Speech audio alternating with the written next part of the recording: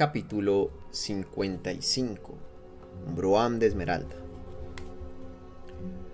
Una mujer se sienta y se arranca los ojos, hija de reyes y vientos, vándala. Fechado Palajeván, 1173. 73 segundos antes de la muerte. Sujeto, un mendigo de cierto renombre, conocido por sus elegantes canciones. Una semana después de perder a Donny, Kaladin se encontraba en otra meseta, contemplando el progreso de una batalla. Esta vez, sin embargo, no tuvo que salvar a los moribundos. Habían llegado antes que los Parshendi. Un hecho raro pero apreciado. El ejército de Sadeas estaba ahora desplegado en el centro de la meseta, protegiendo la crisálida, mientras algunos de sus soldados la cortaban. Los Parshendi seguían saltando sobre la línea, atacando a los hombres que trabajaban en la crisálida. Van a rodearlo, pensó Kaladin. No tenía buen aspecto, lo que significaba un terrible camino de vuelta. Los hombres de Sadeas ya lo pasaban mal cuando, al llegar segundos, eran repelidos. Perder la gema después de llegar primeros los haría sentirse aún más frustrados.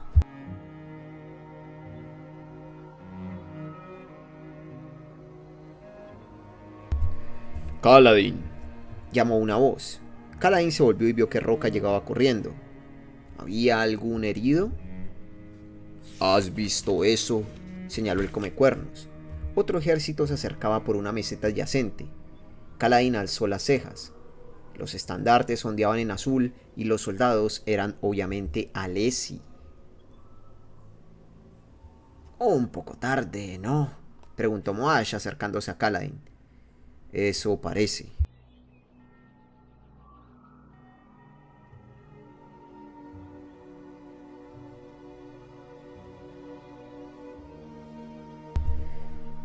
De vez en cuando algún príncipe llegaba antes que Sadeas a la meseta, pero lo más habitual era que Sadeas fuera el primero y los otros Alesi tuvieran que darse media vuelta. Normalmente no se acercaban tanto antes de hacerlo. Ese debe ser el estandarte de Dalinar Kholin, dijo Cicatrix reuniéndose con ellos. Dalinar, dijo Moash apreciativamente. Dicen que no emplea hombres de los puentes. ¿Cómo cruza entonces los abismos?, preguntó Kaladin. La respuesta quedó clara pronto. Este nuevo ejército tenía enormes puentes parecidos a torres de asalto tirados por chuls. Avanzaban por las irregulares mesetas, a menudo rodeando las oquedades en la piedra. Deben ser terriblemente lentos, pensó Kaladin, pero a cambio el ejército no tenía que acercarse al abismo mientras les disparaban. Podían esconderse detrás de aquellos puentes. Dalinar Kholin, dijo Moash. Dicen que es un auténtico ojos claros, como los hombres de antaño. Un hombre de honor y palabra. ¡Ja! Kaladin resopló. He visto muchos ojos claros con la misma reputación, y siempre me han decepcionado. Ya os hablaré alguna vez del brillante señor Amaram. ¿Amaram?, preguntó Cicatrix. ¿El portador de Esquirlada? ¿Has oído hablar de eso?, preguntó Kaladin. Claro, dicen que viene de camino. Todo el mundo habla de eso en las tabernas. ¿Estabas con él cuando ganó sus esquirladas? No, dijo Kaladin en voz baja. No estaba nadie. El ejército de Dalinar Kholin se acercaba por la meseta al sur. Sorprendentemente, llegó hasta la meseta donde tenía lugar la batalla. ¿Va a atacar?, dijo Moash rascándose la cabeza. Tal vez piensa que Sadeas va a perder y quiere probar suerte después de que se retire. No, respondió Kaladin, el ceño fruncido. Va a unirse a la batalla. El ejército Parshendi envió algunos arqueros a disparar contra el ejército de Dalinar, pero sus flechas rebotaron en los chuls sin causar ningún daño. Un grupo de soldados desenganchó los puentes y los colocó en su sitio mientras los arqueros de Dalinar se apostaban e intercambiaban disparos de flecha con los Parshendi. ¿No parece que Sadeas ha traído menos soldados en esta carga?, preguntó Sixil, uniéndose al grupo que contemplaba el ejército de Dalinar. Tal vez lo tenía planeado. Es posible que por eso se haya comportado como lo ha hecho, dejándose rodear. Los puentes podían ser bajados y extenderse por medio de palancas. Había una maravillosa obra de ingeniería en funcionamiento.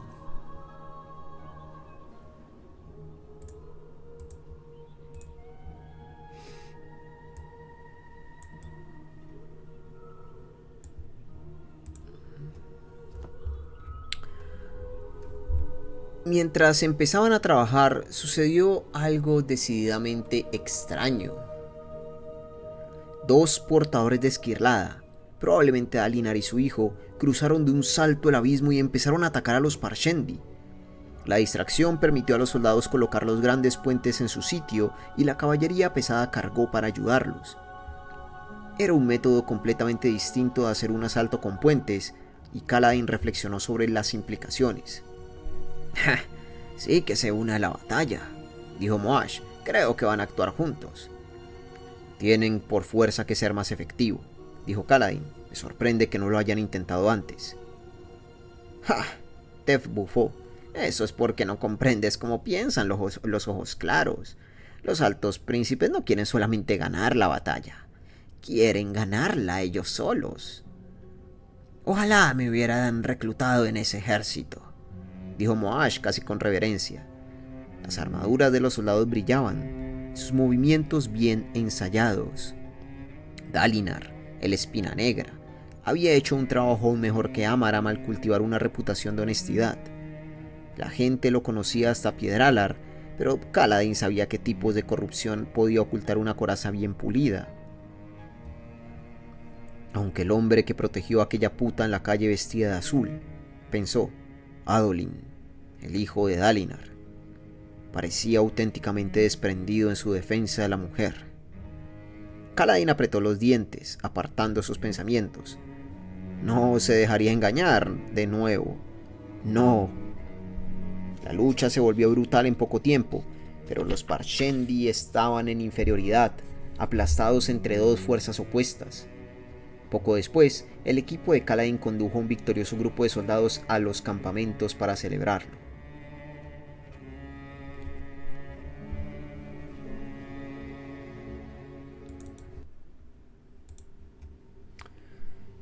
Kaladin hizo rodar la esfera entre sus dedos. El cristal, por lo demás puro, se había enfriado y dado lugar a una fina línea de burbujas permanentemente petrificadas en un lado. Las burbujas eran pequeñas esferas que capturaban en sí mismas la luz. Estaba de servicio en el abismo. Habían vuelto tan rápido del ataque a la meseta que Hashal, desafiando la lógica o la piedad, los envió al abismo ese mismo día. Kaladin continuó haciendo girar la esfera entre sus dedos. En su mismo centro había una gran esmeralda de forma redonda, con docenas de diminutas facetas en los lados. Un pequeño reborde de burbujas suspendidas se aferraba al lado de la gema, como ansiando estar cerca de su brillo.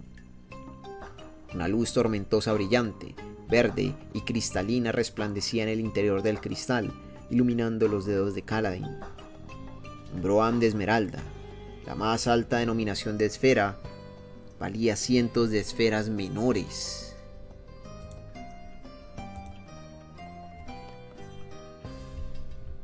Para los hombres de los puentes era una fortuna extrañamente lejana, pues gastarla era imposible.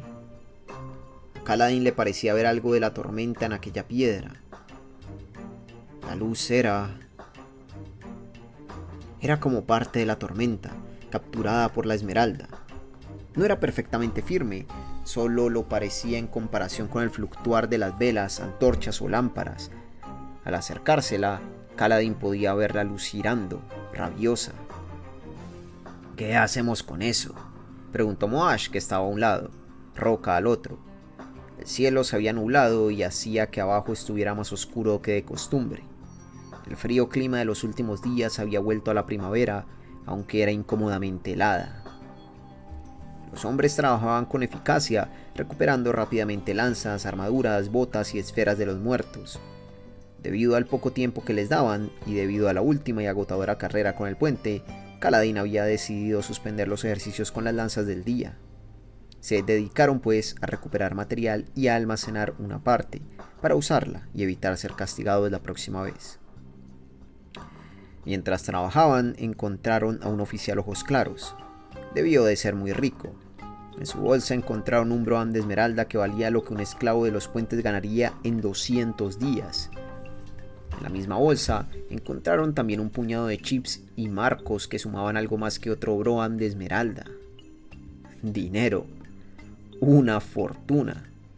Simple calderilla para los ojos claros. Con esto podríamos alimentar a esos hombres heridos durante meses, dijo Moash, y comprar todas las medicinas que quisiéramos. Padre Tormenta, probablemente podríamos sobornar a los guardias del perímetro del campamento para que nos dejaran escapar. No podrá ser, dijo Roca. Es imposible sacar esferas de los abismos. Podríamos tragárnoslas, dijo Moash. Te ahogarías. Las esferas son demasiado grandes, ¿no? Apuesto a que podría hacerlo, dijo Moash. Sus ojos chispearon, reflejando la verde luz tormentosa. Es más dinero del que he visto jamás. Merece la pena correr el riesgo. Tragarlas no servirá de nada, dijo Kaladin. ¿Crees que esos guardias que nos vigilan en las letrinas están ahí para que no huyamos? Apuesto a que algún pobre parshmenio tiene que examinar nuestras deposiciones, y los he visto apuntar a quienes acuden a las letrinas y con qué frecuencia. No somos los primeros que piensan en tragarse las esferas. Moash vaciló y luego suspiró abatido. Probablemente tienes razón. La tormenta te lleve, pero la tienes. Pero no podemos dársela, ¿no? Sí que podemos, dijo Kaladin, cerrando el puño en torno a la esfera. El resplandor era tan grande que hizo brillar su mano. Nunca podríamos gastarla. Un hombre del puente con un broam entero nos delataría. Pero vamos a dársela, Moash. Kaladin alzó entonces la bolsa que contenía las otras esferas. Pero encontraremos un modo de quedarnos con estas. Roca asintió. Sí, si entregamos esta valiosa esfera pensarán que somos honrados, ¿no? Eso disfrazará el robo e incluso nos dará una pequeña recompensa. Pero, ¿cómo podremos quedarnos con la bolsa? Estoy pensando, dijo Kaladin. Hazlo rápido entonces, dijo Moash, mirando la antorcha de Kaladin clavada entre dos rocas en la pared del abismo. Pronto tendremos que regresar. Kaladin abrió la mano e hizo rodar de nuevo la esfera esmeralda entre sus dedos. ¿Cómo? ¿Has visto alguna vez algo tan hermoso? Preguntó Moash, mirando la esmeralda. Es solo una esfera, dijo Kaladin, ausente. Una herramienta. Una vez tuve un cuenco lleno de 100 broams de diamantes y me dijeron que eran míos. Como nunca pude gastarlos, fue como si no valieran nada. ¿100 diamantes? Preguntó Moash. ¿Dónde? ¿Cómo? Kaladin cerró la boca, maldiciéndose a sí mismo. No debería seguir mencionando cosas así. Continuad, dijo, volviendo a guardar la esmeralda en la bolsa negra. Tenemos que ser rápidos. Moash suspiró, pero Roca le dio un afectuoso golpe en la espalda y los dos se reunieron con el resto de los hombres. Siguiendo las indicaciones de Sil, Roca y Lopen los habían llevado hasta una gran masa de cadáveres de uniforme rojos y marrón. No sabían de qué alto príncipe eran esos hombres, pero los cuerpos eran recientes. No había ningún Parshendi entre ellos. Kaladin miró hacia un lado, donde trabajaba Shen, el parshmenio, silencioso, obediente, leal. Teft seguía sin fiarse de él. Una parte de Kaladin se alegraba de ello. Sil aterrizó en la pared a su lado, plantó los pies en la superficie y miró al cielo. Piensa, se dijo Kaladin, ¿cómo nos quedamos con esas esferas? Tiene que haber un modo. Pero todas las posibilidades parecían demasiado arriesgadas. Si los pillaban robando, probablemente les darían un trabajo distinto. Kaladin no estaba dispuesto a arriesgarse a eso. Silenciosos vidasprin verdes empezaron a cobrar vida a su alrededor, asomando entre el musgo y los aspers. Unos cuantos florvolantes abrieron sus hojas rojas y amarillas junto a su cabeza. Kaladin había pensado una y otra vez en la muerte de Dunni. El puente 4 no estaba a salvo. Cierto, habían perdido un número notablemente pequeño de hombres últimamente, pero seguían menguando. Y cada carrera con el puente era una posibilidad de desastre total. Todo lo que hacía falta era que los Parshendi se concentraran en ellos una sola vez. Si perdían 3 o 4 hombres, se desplomarían. Las andanadas de flechas arreciarían, abatiéndolos a todos. Era el mismo problema de siempre, al que Kaladin se enfrentaba día tras día. ¿Cómo salvaguardabas a los hombres de los puentes cuando todos los querían desprotegidos y bajo el peligro? Sí, dijo Mapas, acercándose con un puñado de lanzas. Eres un cantamundos, ¿no? El calvo Mapas se había vuelto cada vez más amigable en las últimas semanas y había demostrado ser bueno suscitando la charla. A Kaladin se le antojaba un posadero, siempre atento a la comodidad de sus clientes. Sixil, que estaba quitándole las botas a una fila de cadáveres, le dirigió a Rocco una grave mirada que quería decir: esto es culpa tuya. No le gustaba que los demás hubieran descubierto que era un cantamundos. ¿Por qué no nos cuentas una historia?, dijo Mapa soltando su carga. Nos ayudará a pasar el tiempo. No soy ningún bufón ni un cuentacuentos, dijo Sixil arrancando una bota. No cuento historias. Difundo conocimiento de culturas, pueblos, pensamientos y sueños. Traigo la paz a través de la comprensión. Es la sagrada carga que mi orden recibió de los mismísimos heraldos. Bueno, ¿por qué no empiezas a difundirlo?, dijo Mapas, poniéndose en pie y frotándose las manos en los pantalones. Sixil suspiró con fuerza. Muy bien. ¿Qué quieres oír? No sé, algo interesante. Háblanos del brillante rey Alazani y la flota de las 100 naves, gritó Leighton. No soy un cuentacuentos, repitió Sixil. Hablo de naciones y pueblos, no de historias de tabernas. Yo... ¿Sabes de algún lugar donde la gente viva en profundos barrancos?, dijo Kaladin. Una ciudad construida en un enorme complejo lineal horadado en la roca como si estuviera allí tallado. Sesemalexdar, asintió Sixil mientras sacaba otra bota. Sí, es la capital del reino de Mul y es una de las ciudades más antiguas del mundo. Se dice que la ciudad, y de hecho el reino, recibieron su nombre del mismísimo Jezrien. Jezrien, dijo Malop, poniéndose en pie y rascándose la cabeza. ¿Quién es ese? Malop era un tipo de cabellera tupida, poblada barba negra y un tatuaje de glifoguardias en cada mano.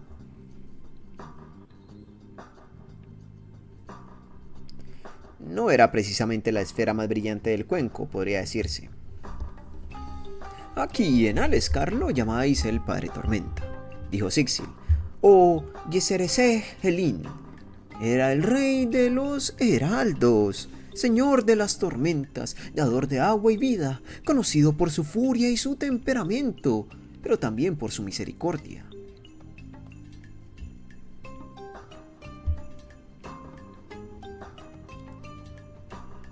Oh, dijo Malop.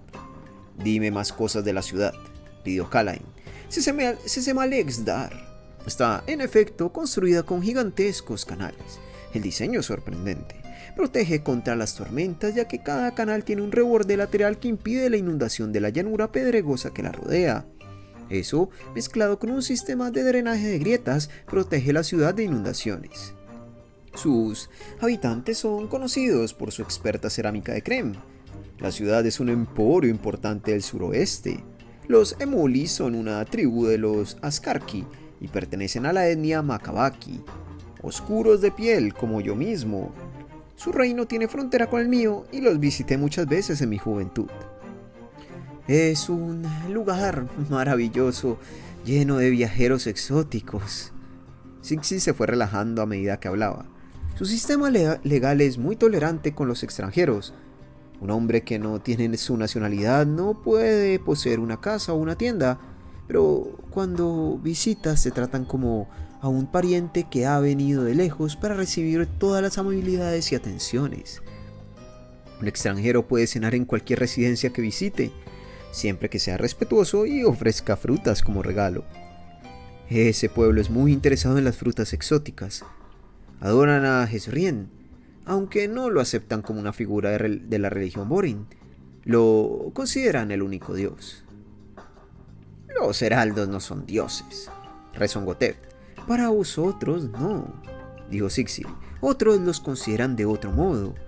Los Emuli tienen lo que vuestros sabios llaman una religión escindida, que contiene algunas ideas Borin, pero para los Emuli, vosotros seríais la religión escindida. Sixil parecía encontrar divertido aquello, aunque Teft tan solo frunció el ceño. Sixil continuó dando más y más detalles, hablando de las vaporosas túnicas y los tocados de las mujeres Emuli, de las sayas que gustaban a los hombres, el sabor de la comida, salado, y la forma de saludar a un viejo amigo, llevándose el índice izquierdo a la frente e inclinándose con respeto. Sixil sabía una impresionante cantidad de cosas de ellos. Kaladin advirtió que a veces sonreía con melancolía, probablemente recordando sus viajes. Los detalles eran interesantes, pero a Kaladin le sorprendía más el hecho de que esta ciudad que había sobrevolado en un sueño hacía semanas fuera real. Y ya no podía seguir ignorando la extraña velocidad con la que se recuperaba de las heridas. Le estaba sucediendo algo extraño, algo sobrenatural. ¿Y si estaba relacionado con el hecho de que todos cuanto lo rodeaban siempre parecían morir? Se arrodilló para empezar a vaciar los bolsillos de los muertos, un deber que los otros hombres del puente evitaban. Esferas, cuchillos y otros objetos útiles se recogían. Recuerdos personales como plegarias no quemadas se dejaban con los cuerpos. Encontró unos cuantos chips de circonio que añadió a la bolsa. Tal vez Moash tuviera razón. Si consiguieran sacar este dinero, ¿sería posible un soborno que les permitiera huir del campamento? Sería mucho más seguro que luchar. Entonces, ¿por qué insistía tanto en prepararlos para el combate? ¿Por qué no había pensado en intentar escabullirse? Había perdido a Dalet y los demás miembros de su pelotón original en el ejército de Amaram.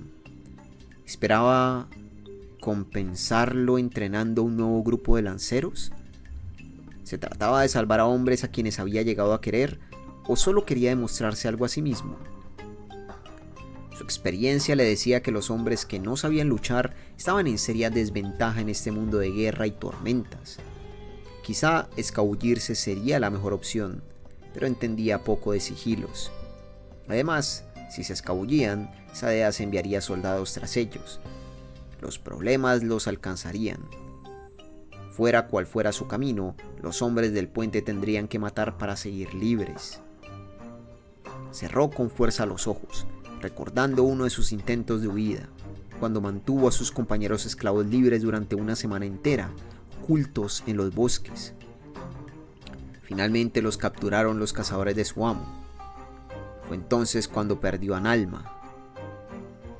Nada de eso tiene que ver con salvarlos aquí y ahora, se dijo Kaladin. Necesito estas esferas. Sixil seguía hablando de los Emuli.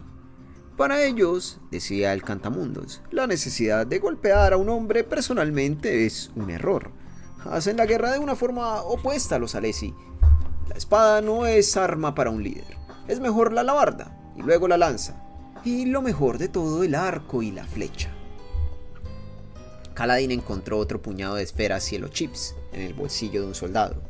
Estaban pegadas a un rancio pedazo de quesos de semilla oloroso y enmohecido. Hizo una mueca, sacó las esferas y las lavó en un charco. «Lanzas usadas por ojos claros», dijo Dreji. «Es ridículo». «¿Por qué?», repuso Sixil como ofendido.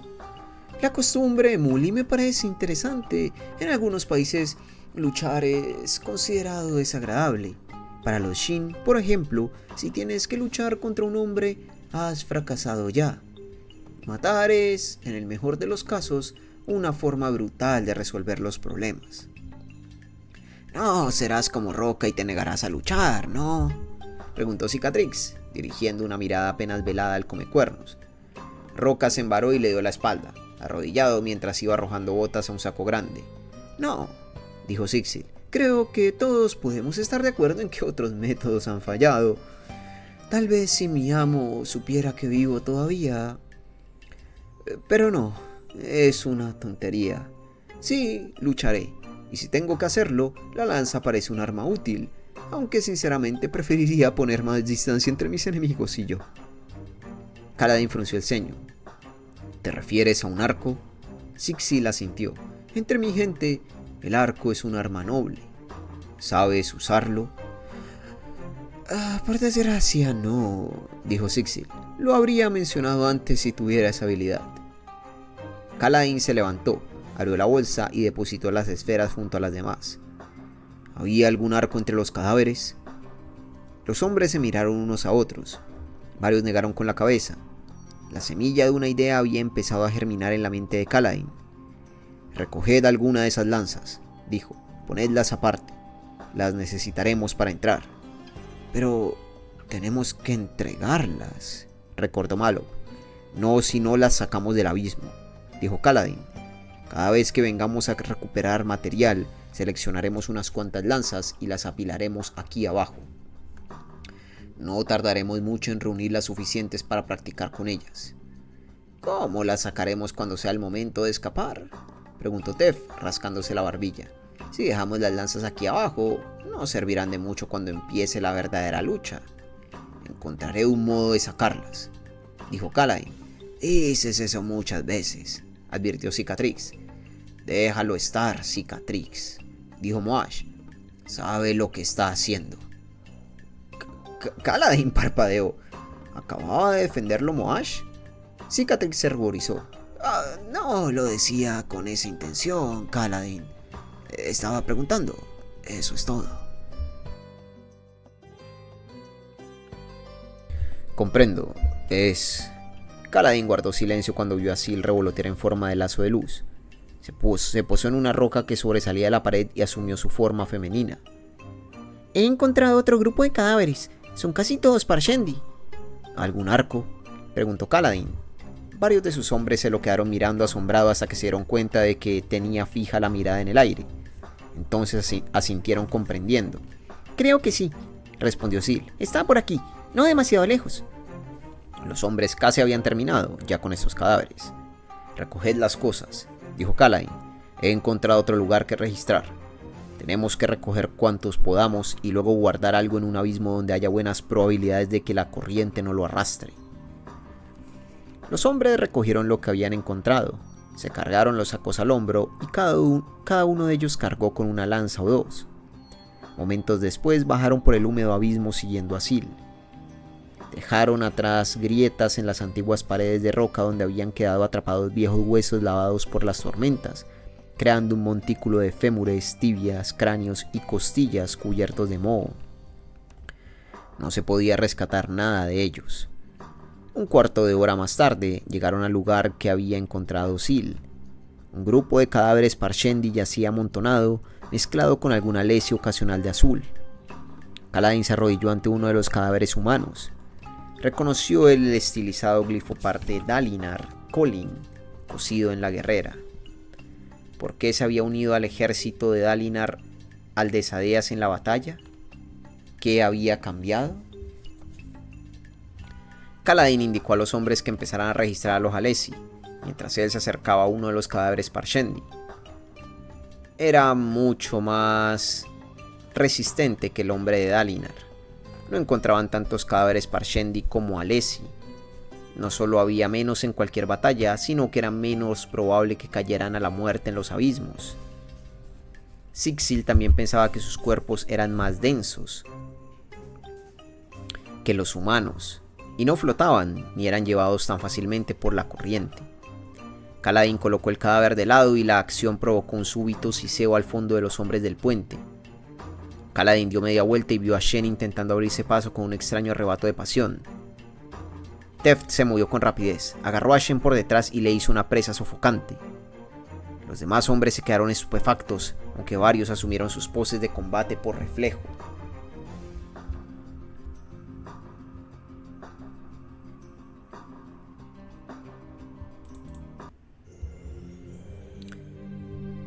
Shen se debatió débilmente contra la presa de Teft. El parshmenio parecía diferente de sus primos muertos. De cerca, las diferencias eran mucho más obvias. Shen, como la mayoría de los parshmenios, era bajo y algo grueso, recio, fuerte, pero no amenazador. El cadáver a los pies de Kaladin, sin embargo, era musculoso y con la constitución de un comecuernos, tan alto como Kaladin y mucho más ancho de hombros. Aunque los dos tenían la piel moteada, el Parshendi tenía aquellos extraños brotes de armadura rojo oscuro en la cabeza, el pecho, los brazos y las piernas. «Soltadlo», dijo Kaladin curioso. Teft lo miró, pero luego obedeció a regañadientes. Shen avanzó por el irregular terreno y amablemente pero con firmeza apartó a Kaladin del cadáver. Shen se dio la vuelta, como para protegerlo de Kaladin. «Ha hecho esto antes», informó Roca acercándose, «cuando Lopen y yo lo llevamos a buscar material». «Proteja los cadáveres Parshendi, gancho», añadió Lopen. «Es capaz de apuñalarte 100 veces por mover uno». «Son todos así», dijo Sixil desde atrás. Kaladin se volvió alzando una ceja. «Los trabajadores parshmenios», explicó Sixil, «se les permite cuidar de sus propios muertos. Es una de las pocas cosas por las que parecen apasionados. Se encolerizan si alguien más toca los cuerpos. Los envuelven en lino y los llevan a los bosques y los dejan sobre placas de piedra». Kaladin observó a Shen. «Me pregunto...» «Registrad a los Parshendi», dijo a sus hombres. «Teft, probablemente tendrás que sujetar a Shen todo el tiempo. No puedo consentir que intente detenernos». Teft le dirigió a Kaladin una mirada molesta. Seguía pensando que deberían poner a Shen en la parte delantera del puente y dejarlo morir. Pero hizo lo que le decían. Se acercó a Shen y recabó la ayuda de Moash para sujetarlo. «Y sed respetuosos con los muertos», advirtió Kaladin. «Son Parshendi», objetó Leiten. «Lo sé, pero molesta a Shen. Es uno de nosotros, así que mantengamos su irritación al mínimo». El parshmenio bajó los brazos reacio y dejó que Tef y Moash se lo llevaran. Parecía resignado. Los parshmenios eran lentos de mollera. ¿Cuánto comprendía Shen? ¿No querías encontrar un arco?, preguntó Sixil, arrodillándose y sacando un arco corto y curvo de debajo de un cadáver Parshendi. «Me falta la cuerda». «Hay una en el morral de este tipo», dijo Mappa, sacando algo del cinturón de otro Parshendi. «Podría servir todavía». Kaladin aceptó el arma y la cuerda. «¿Sabe alguien cómo usar esto?». Los hombres se miraron unos a otros. Los arcos eran inútiles para cazar la mayoría de las bestias de concha. Las ondas funcionaban mucho mejor. El arco solo servía realmente para matar a otros hombres. Kaladin miró a Teft, que negó con la cabeza. No había sido entrenado en el arco, ni Kaladin tampoco. «Es sencillo», dijo Roca, pasando por encima de un cadáver Parshendi. «Pones la flecha en la cuerda, apuntas, tiras con fuerza, sueltas». «Dudo que sea tan fácil», dijo Kaladin. «Apenas tenemos tiempo para entrenar a los chicos con la lanza, Kaladin», dijo Teft. «¿Puedes enseñarle a alguno el uso del arco, sin un maestro que sepa usar uno él mismo?». Kaladin no respondió. Guardó el arco y la cuerda en su morral, añadió unas cuantas flechas y luego ayudó a los demás. Una hora más tarde recorrían los abismos en dirección a las escaleras, las antorchas chisporroteando. El atardecer se les echaba encima. Cuanto más oscurecía, más desagradables se volvían los abismos. Las sombras aumentaban y los sonidos lejanos, agua goteando, rocas cayendo, el viento ululando, adquirían un tono ominoso. Kaladin dobló un recodo y un grupo de kremlinos de múltiples patas correteó por la pared y se ocultó en una fisura. Los hombres hablaban en voz baja, pero Kaladin no participaba. De vez en cuando miraba a Shen por encima del hombro. El silencioso parshmenio caminaba cabizbajo. Robar a los cadáveres Parshendi lo había perturbado profundamente. «Puedo usar eso», pensó Kaladin, «pero me atreveré. Sería un riesgo y grande. Ya lo habían sentenciado una vez por alterar el equilibrio de las batallas de los abismos». Primero las esferas, pensó. Sacar de allí las esferas implicaría poder sacar otras cosas. Al cabo de un rato vio una sombra en las alturas cruzando el abismo. Habían llegado al primero de los puentes permanentes. Kaladin avanzó un poco más con los otros hasta que llegaron a un lugar donde la profundidad del abismo era menor. Se detuvo allí. Los hombres se reunieron a su alrededor. Sixil, señaló Kaladin, sabes algo de arcos. ¿Crees que sería muy difícil alcanzar ese puente con una flecha? He disparado de vez en cuando con un arco, Kaladin, pero no me considero un experto. Imagino que no debe de ser demasiado difícil. ¿Cuál es la distancia? ¿15 metros? ¿Pero para qué?, preguntó Moash. Kaladin sacó la bolsa llena de esferas y los miró, alzando una ceja.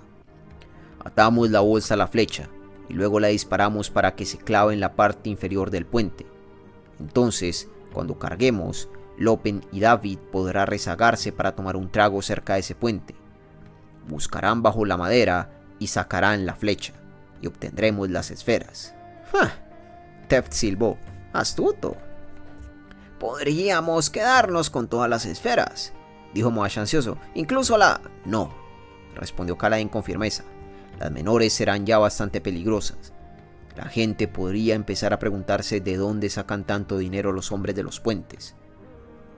Tendría que comprar los suministros a diferentes boticarios para ocultar sus ingresos. Moash pareció abatido, pero los demás se mostraban animosos. ¿Quién quiere probar?, preguntó Kaladin. Tal vez deberíamos intentar unos cuantos tiros de práctica antes y luego probar con la bolsa. Sixil. No sé si quiero esa responsabilidad, dijo Sixil. Tal vez deberías intentarlo tú, Teft. Teft se frotó la barbilla. Claro, supongo. ¿Cómo de difícil puede ser? ¿Cómo de difícil?, preguntó Roca de repente. Kaladin se volvió. Roca estaba al fondo del grupo, aunque su altura hacía posible verlo. Estaba cruzado de brazos. ¿Cómo de difícil, Teft?, insistió Roca. 15 metros no es demasiado, pero no es un tiro fácil. Y hacerlo con una bolsa de esferas atada a la flecha. ¡Ja! También necesitas que la flecha se clave cerca del lado del puente para que Lopen pueda alcanzarla. Si fallas, podrías perder todas las esferas. Y si los exploradores que hay cerca de los abismos ven salir la flecha del abismo, les parecerá sospechoso, ¿no? Kaladin miró al Comecuernos. Es sencillo, había dicho, a puntas sueltas. Bueno, dijo Kaladin mirando a Roca con el rabillo del ojo. Supongo que tendremos que correr ese riesgo. Sin las esferas, los heridos morirán. Podríamos esperar a la siguiente carga, dijo Tef.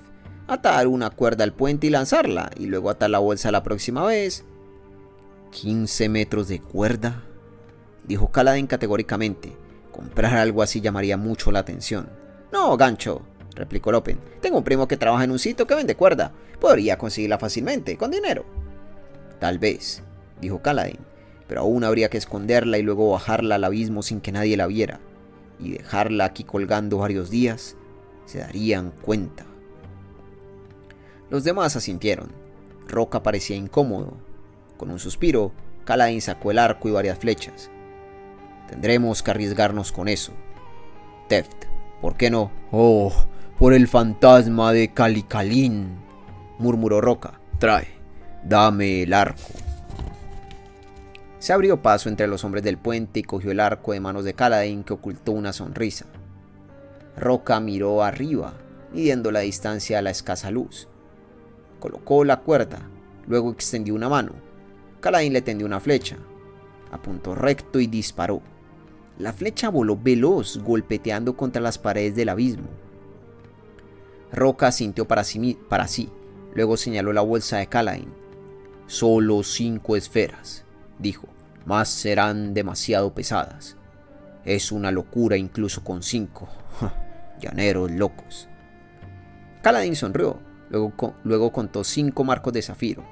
En conjunto, 2 meses y medio de la paga de un hombre de los puentes. Y los metió en otra bolsita. Se la tendió a Roca, quien sacó un cuchillo e hizo una muesca en la madera de la flecha junto a la punta. Cicatrix se cruzó de brazos y se apoyó contra la húmeda pared. «Esto es robar, ¿sabéis?».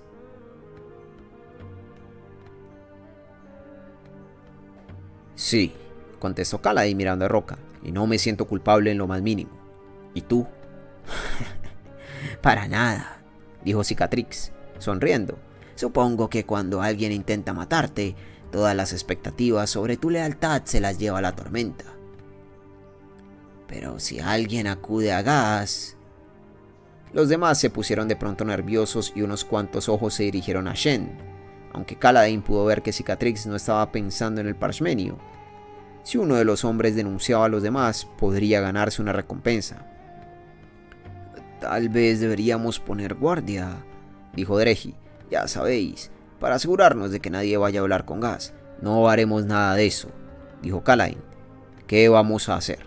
¿Encerrarnos en el barracón, recelando unos de otros sin hacer nunca nada?». Sacudió la cabeza. «No, esto es solo un peligro más. Es real, pero no podemos malgastar energías espiándonos unos a otros, de modo que seguiremos adelante». Cicatrix no parecía convencido. «Somos el Puente 4», dijo Kaladin con firmeza. «Nos hemos enfrentado a la muerte juntos. Tenemos que confiar los unos en los otros. No podéis correr a la batalla preguntándoos si vuestros compañeros van a cambiar de pronto de bando». Miró a los hombres a los ojos, uno a uno. «Confío en vosotros, en todos. Saldremos de esta y lo haremos juntos». Varios asintieron. Cicatrix pareció tranquilizarse. Roca terminó de cortar la flecha y luego procedió a atar con fuerza la bolsita alrededor de la Sil. Sil se posó en el hombro de Kaladin. ¿Quieres que los vigile? ¿Que me asegure de que nadie haga lo que piensa Cicatrix? Kaladin vaciló, pero luego asintió. Más valía prevenir. Simplemente no quería que los hombres tuvieran que pensar así. Roca sopesó la flecha, calculando. «Es un tiro casi imposible», se quejó. Luego, con un rápido movimiento, la encajó y tensó la cuerda hasta la mejilla, colocándose directamente debajo del puente. La bolsita quedó colgando, oscilando contra la madera de la flecha. Los hombres contuvieron la respiración. Roca disparó. La flecha voló junto a la pared del abismo, casi demasiado rápida para seguirla con la mirada. Un leve chasquido sonó cuando la flecha se estrelló contra la madera y Kaladin contuvo la respiración, pero la flecha no se soltó. Permaneció colgando allí, las preciosas esferas atadas al palo, junto al lado del puente, donde podía ser recogida. Kaladin le dio a Roca una palmada en la espalda mientras los hombres lo vitoreaban. Roca miró a Kaladin. «No usaré el arco para luchar. Tienes que saberlo. Prometo que te aceptaré si estás de acuerdo, pero no te obligaré. No lucharé», dijo Roca. «No es mi sitio». Miró las flechas y entonces sonrió levemente. «Pero disparar al puente está bien». «¿Cómo aprendiste?». «Es un secreto», respondió Roca con firmeza. «Coge el arco, no me molestes más». «Muy bien», dijo Kaladin aceptando el arco, «pero no sé si puedo prometerte no molestarte. Puede que necesite unos cuantos disparos más en el futuro». Miró a Lopen. «¿Crees de verdad que puedes comprar cuerdas sin llamar la atención?». Lopen se apoyó de nuevo contra la pared. Mi primo no me ha fallado nunca». «¿Cuántos primos tienes, por cierto?», preguntó desorejado Jax. «Nunca hay primos de sobra», Kaladin respondió Lopen. «Bueno, necesitamos esa cuerda», dijo Kaladin, mientras el plan empezaba a brotar en su mente. «Hazlo, Lopen. Me encargaré de cambiar esas esferas para apagarla». Fin del capítulo 55. Suscríbete, deja un like, un comentario y a ser posible comparte este video. Oye, me ayudaría muchísimo si te decides volver miembro del canal de YouTube. Este es mi medio de trabajo al fin y al cabo, y a ti te llegarían todos los videos de forma anticipada si decides apoyarme. Considéralo. Eh, uh, Buen capítulo. Parece que está empezando a haber un plan en la mente de Kaladin. Y, y bueno, básicamente afianzándose un poco el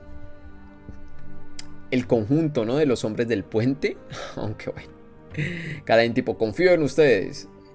¿Quieres que los vigile por ti? Dale, sí, hazlo, sí. Bueno, más vale prevenir que lamentar, ¿no?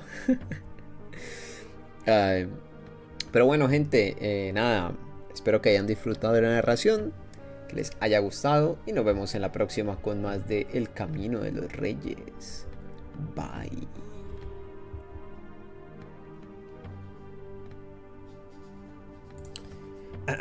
Bueno, voy a tomar agüilla.